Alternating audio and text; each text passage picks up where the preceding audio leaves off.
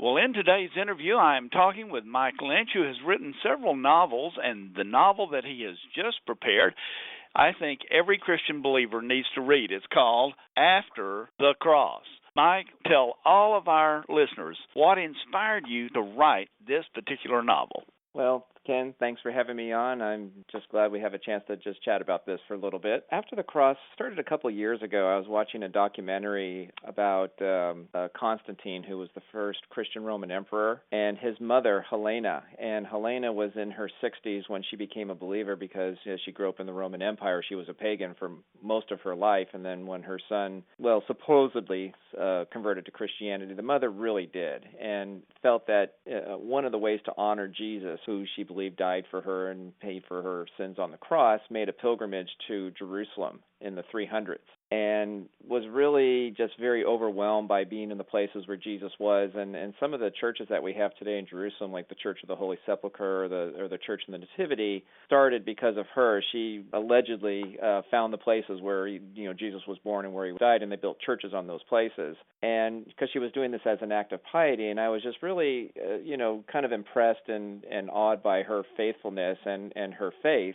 And so it started for me about thinking about, what would it be like if we could go to those places? I mean, obviously we certainly can, but one of the things that she allegedly found, according to history, was what she believed to be the cross of Jesus. Now, personally, I don't believe she found the cross of Jesus. I don't think it exists anymore, but she really believed that it was. And so for 1,000 years, it was something that the church honored as one of its icons. And so that kind of idea sort of permeated, a story for me, and I thought, what would it be like today if the cross of Jesus still existed and we found it? What kind of an impact would that have on us personally and also globally as a society and different belief systems of, wow, this is the cross of Jesus where he died for us? It would just be beyond description. I know there are different characters in this book. Which main character is the most compelling to you, and tell us why, Mike? Well, there are really four main characters. Probably the most compelling to me would be Mallory Wyndham. She's one of the two primary characters. It was her and Colton Foster, and through a series of circumstances, they are sort of come together to search for the cross. And she is not a believer. She's basically in it for the money as she's searching for the cross of Jesus. And it's for her, it's about prestige, it's about recognition, and it's also about big financial payoff. Because if you find the cross, that's a money winner for her. And so she is come together with Colton, who is a believer, and he's searching for the cross because for him it's an act of faith, and this is something that he wants to honor, and this is something that he wants to protect.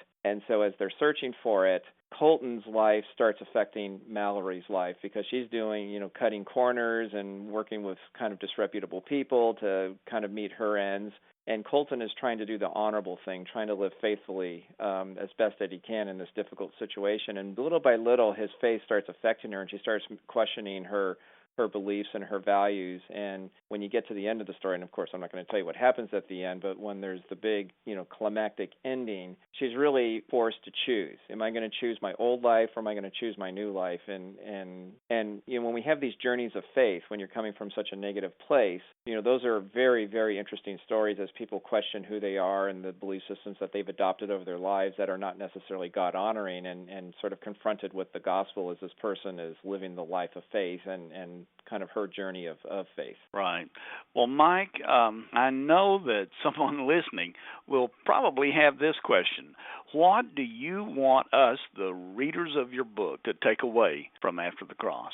Well, one of the things that there's a co-author involved. His name is Brandon Barr, and when we were discussing the story and writing the story and kind of working through all the different plot points and everything, one of the things that we talked about a lot was, the big elements of the story is, they're searching for the cross of Jesus because a letter is found that says that the cross of Jesus still exists, but they're not quite sure where it is because the letter doesn't tell them exactly the location, so they have to sort of figure it out and, hunt for clues and so forth. And so they're meeting different people along the way that sort of continues on the journey and helps them along to keep it moving. And we talk about how if the cross were really to be found, how would people react to it? What would be their response to this physical thing? And for some, it would be treated as sort of like an ATM, like if I touch it or if I pray to it, that God will answer my prayers. Other people will dismiss it and question it and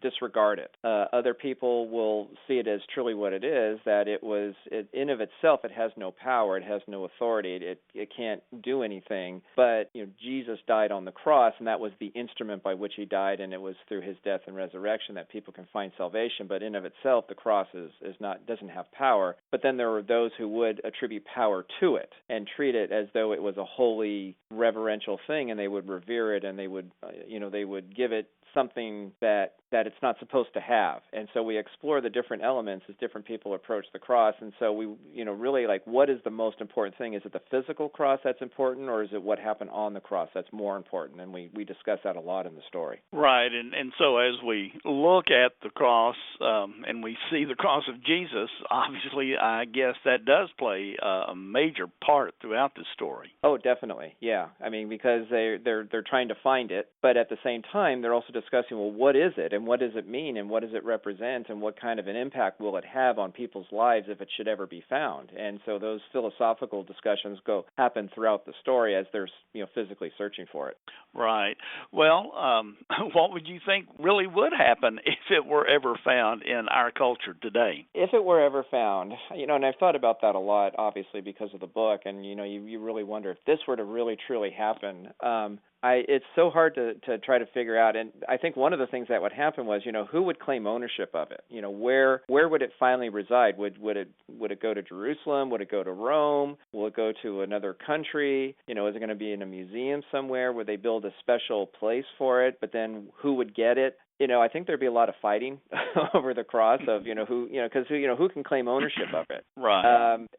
But then I think for some, it would reignite their faith. There would be a revival of faith, I think, if you can somehow validate that this is the true cross of Christ. For others, I think they would be dismissive and questioning, just like in the book. People would have very different reactions because it's the very same thing of when we look at Jesus in the Gospels, we see people who meet him and talk to him and interact with him, and they all react very differently to Jesus, and they were with him, and they can have a relationship with him, and some believed and some didn't, and some wanted to kill him, and some weren't sure what to think. And I think it would be the same with the cross. As we listen to this, I'm sure someone is going to want to get a copy of this novel. So if they wanted to find out more about you, the author, and your books, where would the best place that they could go? Probably the easiest place they can go is on my website. It's www.mikelynchbooks.com, and I have, on the main page, it's the book, and then it has links to where they can get it. It's also on Amazon. The publisher is Ellicor Publishing, and it's obviously would be available there. And then in the next couple of weeks, it's going to be going on Nook and Kindle. So right now it's paperback, and then in a couple of weeks it'll be a ebook. Well, I deeply appreciate you taking time to write the book and then taking time to share it with us here. Is there anything that you would like to urge our audience that's listening to this to do right now? Well, hopefully read it. That would be nice. Now, one of the things that I do enjoy hearing from people who've read my stories, because for me, writing a story is what I think it should be, and the characters and so forth. And I really miss the opportunities that I have to talk to people, like, well, what did you think? What did you think about the characters? Was the story realistic to you? That sorts of things. So I always like it when people either email me, if they have my email, and actually it's on my website, they can just email me, or one those rare chances that I can actually sit down with them and discuss the story. That to me is the most fun. I really enjoy that the most, and I wish I can do it more. So I guess if more people read my books, then I'll have more of an opportunity to share with them what they thought about it. Okay. Well, Mike, give us that web address one more time. It's www.mikelynchbooks.com. Okay. Well, I encourage everyone that has listened to this interview to please go to that site, take a look at this novel. I think it would be worth your read. And until we meet again, we just thank you for taking time to listen to this special interview.